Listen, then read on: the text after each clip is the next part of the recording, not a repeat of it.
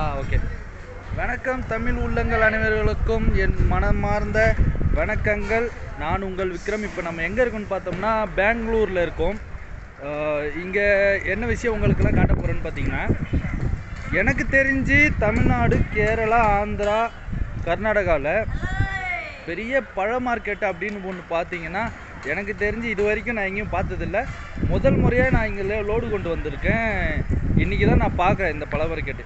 அதாவது பார்த்தீங்கன்னா, இந்த பழச்சந்தையில் உங்களுக்கு இங்கே எந்த பழம் கேட்டாலும் இந்த பழம் இங்கே கிடையாது அப்படின்னு சொல்ல மாட்டாங்க. ஏன்னா எல்லா விதமான பழங்களும் இங்கே கிடைக்கும். உங்களுக்கு நான் காட்டுறேன் பாருங்கள். இது பாருங்கள், இது வாட்டர் மெலன், தர்பூசணி சொல்லுவாங்களே அது இது சாத்துக்குடி. பாருங்கள் எப்படி இறச்சி வச்சுருக்காங்கன்னு பாருங்கள். ஃபுல்லாகவே வண்டியில் எல்லாமே வருதுங்க. எல்லா பழங்களும் இங்கே இருக்குது. அது என்ன பழம்னு எனக்கே தெரியல, வெள்ளையாக இருக்குங்க.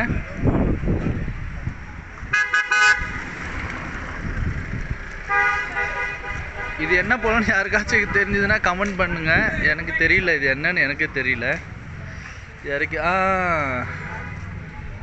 இது இந்த கிர்னி பழம் சொல்லுவாங்களே அது நினைக்கிறேங்க.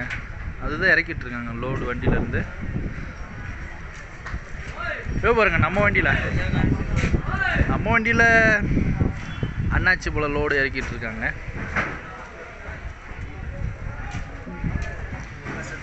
இப்போதான் பாதி இறக்கியிருக்காங்க, கால்வாசி கூட இறக்கல, கால்வாசி தான் இறக்குறாங்க.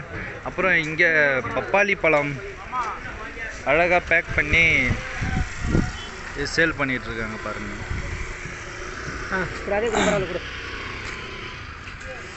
அப்புறம் சப்போட்டா பழம் சைஸு கூட பெரிய சைஸாக இருக்குது.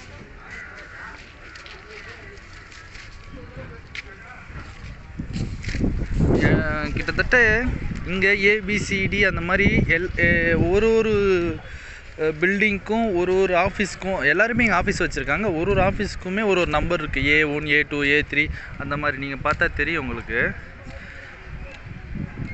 கிட்டத்தட்ட 1000 கடை கிட்ட இருக்குதுன்னு சொல்கிறாங்க. அது எப்படின்னு எனக்கு தெரியல. நான் விசாரித்த போது 1000 கடை கிட்ட இருக்குது அப்படின்ற மாதிரி தான் சொல்கிறாங்க. ஆனால் எனக்கு தெரிஞ்சு அவ்வளோ இருக்காது. ஒரு 200 கடை 300 கடை இருக்கும்னு நினைக்கிறேன்.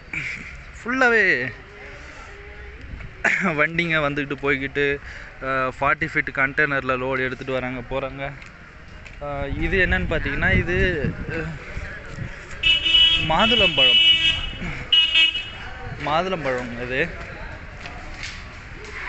இது சரக்கு வரல போல், வண்டிக்கு வருது, வெயிட் பண்ணிகிட்ருக்காங்க.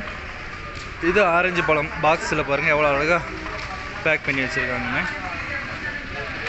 உங்களுக்கு எந்த பழம் வேணுமோ முன்னாடியே நீங்கள் அதுக்கு உண்டான ஏஜென்ட்டை, புரோக்கரை நீங்கள் பிடிச்சிட்டு இவ்வளோ எனக்கு வேணும் அப்படின்னு நீங்கள் சொன்னீங்கன்னா அதை கண்டிப்பாக நீங்கள் கேட்ட நேரத்துக்கு கரெக்டாக கொடுத்துருவாங்க. அதேமாதிரி ரேட்டு பார்த்தீங்கன்னா ஹோல்சேல் ரேட்டுக்கு உங்களுக்கு தருவாங்க.